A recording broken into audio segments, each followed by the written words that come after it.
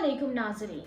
आज मैं बात करने जा रही हूँ एक ऐसे केस के बारे में जो दुनिया भर के लोगों के लिए एक अनसॉल्व्ड मिस्ट्री बन चुका है। Disappearance of Madeline McKeon. 2007 में सिर्फ 3 साल की मैडेलिन अपने पेरेंट्स के साथ पोर्चुगल के एक होटल में वेकेशन एंजॉय कर रही थी। लेकिन एक रात ऐसा कुछ हुआ कि मैडेलिन अपने कमरे से गायब हो गई। ना ही कोई एविडेंस, ना ही कोई विटनेस, और अब तक कोई जवाब भी नहीं मिल सका। क्या ये एक किडनैपिंग थी? क्या ये किसी ह्यूमन ट्रैफिकिंग गैंग का काम था? या फिर इस केस के पीछे कोई और ही राज छुपा है?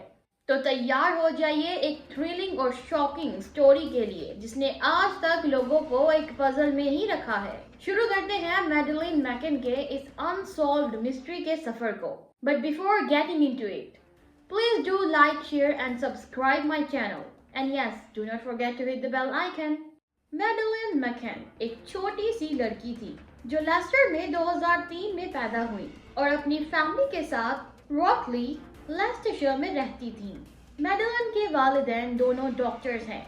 मैडेलिन के बारे में पुलिस ने बताया कि उनके ब्लॉन्ड बाल, ब्लू ग्रीन आंखें और एक छोटा सा ब्राउन स्पॉट उनके लेफ्ट काफ पर था।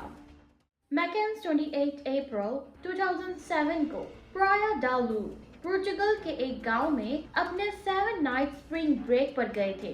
ये गांव लिटिल ब्रिटेन के नाम से जाना जाता है क्योंकि यहाँ बहुत सारे ब्रिटिश लोग रहते हैं और हॉलीडेज मनाते हैं। उन्होंने British holiday company mark Warner limited के जरिए बुकिंग की थी और 5A हुआ डॉक्टर अगस्टिनो डा सिल्वा में एक अपार्टमेंट लिया था जो एक रिटायर्ड टीचर का था। 5A एक 2 बेडरूम का ग्राउंड फ्लोर अपार्टमेंट था। इस अपार्टमेंट के पिछले हिस्से में स्लाइडिंग ग्लास पैटियो डोर्स थे जो ओशन क्लब के पूल और रेस्टोरेंट की तरफ खुलते थे। अब 3 मई 2007 यानी मैकन फैमिली की हॉलिडे का सेकंड लास्ट डे था। बच्चे सुबह रिजॉर्ट के किड्स क्लब में गए, फिर फैमिली ने अपने अपार्टमेंट में आकर लंच किया और बाद में पूल की तरफ चले गए। बच्चे फिर से किड्स क्लब गए और शाम 6 बजे उनकी मदर उन्हें 5A ले गई। मैकन्स ने बच्चों को 7 बजे बिस्तर पर सुला दिया। मैडेलिन ने पिंक एंड व्हाइट ईयो पजामास पहने हुए थे और उसके पास उसका कंफर्ट ब्लैंकेट, सॉफ्ट टॉय और कडल कैट थी। 8:30 बजे पेरेंट्स ने 5A को छोड़ा ताकि अपने दोस्तों के साथ ओशन क्लब के पास टैपस रेस्टोरेंट में डिनर कर सकें। टैपस रेस्टोरेंट 5A से सिर्फ 55 मीटर दूर था, लेकिन रेस्टोरेंट तक पहुंचने के लिए उन्हें पब्लिक स्ट्रीट से गुजरना पड़ता था। रिजॉर्ट के स्टाफ ने स्विमिंग पूल रिसेप्शन एरिया में एक मैसेज बुक में नोट छोड़ा था जिसमें कहा गया था कि मैकन और उनके दोस्तों के लिए उनका टेबल 8:30 बजे ब्लॉक बुक किया जाए और लिखा था कि उनके बच्चे अपार्टमेंट्स में सो रहे थे। मैडेलिन की मां को लगता है कि शायद किडनैपर ने ये नोट देखा होगा। मैकन और उनके दोस्तों ने हर आधे घंटे के बाद बच्चों को चेक किया। मैडेलिन के फादर ने पहली बार 9:05 पे 5A को चेक किया जहां बच्चे सो रहे थे और उन्होंने देखा कि चिल्ड्रंस बेडरूम का दरवाजा थोड़ा खुला हुआ था। उन्होंने इसे फिर से बंद कर दिया और वापस रेस्टोरेंट में चले गए। फिर जेन टैनर जो मैकन्स की दोस्त थी, वो भी 9 बजे के बाद रेस्टोरेंट को छोड़कर अपनी बेटी को चेक करने 5A गई थी। टैनर ने बताया कि 9:15 के आसपास उसने एक आदमी को देखा जो छोटी बच्ची को उठाकर जा रहा था। उस आदमी के हाथ में जो बच्ची थी उसने पिंक पजामा पहना हुआ था जो मैडेलिन के पजामे से मिलता जुलता था। टैनर ने उस आदमी को 35 से 40 साल का, 5 फुट 7 इंच लंबा, साफ रंग का, डार्क जैकेट और गोल्ड ट्राउजर पहने हुए बयान किया। ये इंफॉर्मेशन रिसर्च में बहुत काम आई।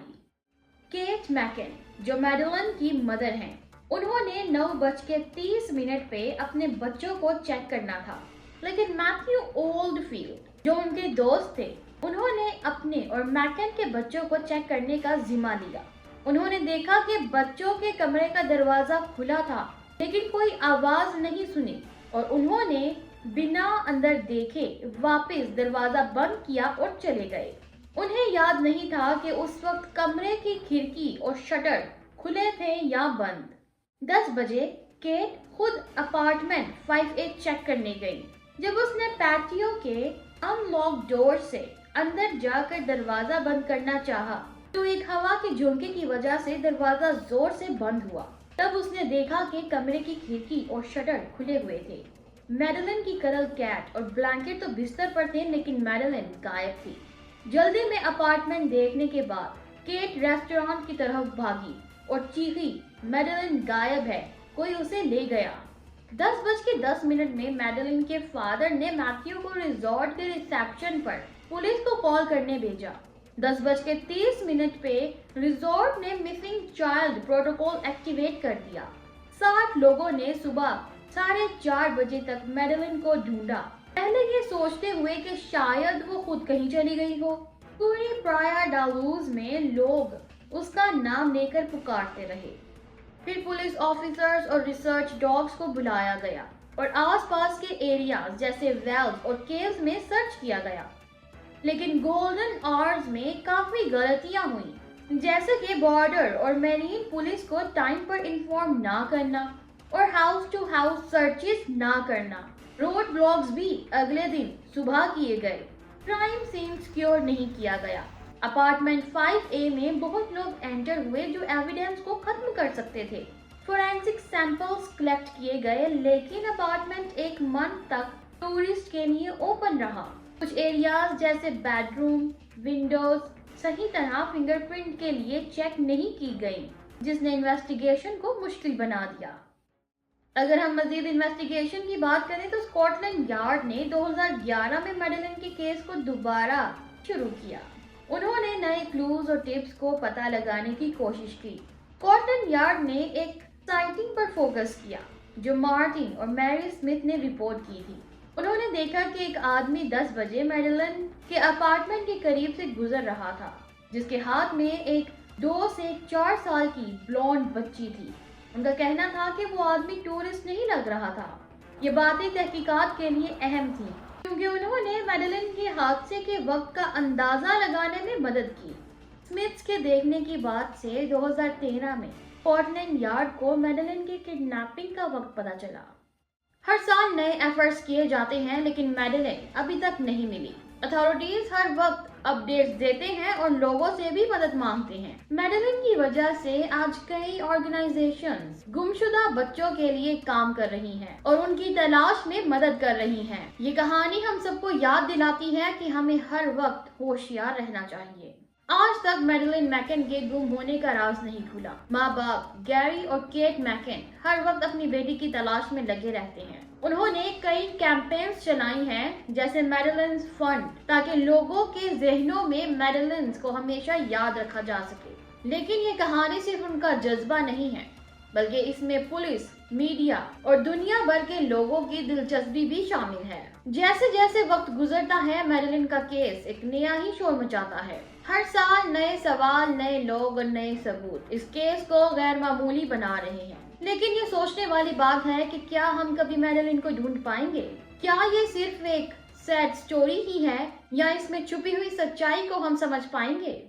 तो नाजरीन, ये कहानी तब तक खत्म नहीं होगी जब तक हम मैडेलिन का नाम न भूल जाएं। हर शख्स पर लाजिम है कि वो इस केस को ना भूले, क्योंकि ये सिर्फ एक किडनैपिंग का केस नहीं, बल्कि एक इंसानियत का इम्तिहान है। इस कहानी के बारे में अपने थॉट्स को कमेंट सेक्शन में जरूर लिखिएगा। जाने से पहले आपसे गुजारिश है कि मेरे चैनल को जरूर सब्सक्राइब कीजिए। मिलती हूँ मैं आपसे अपनी अगली वीडियो में। Till then take care. अल्लाह हाफिज।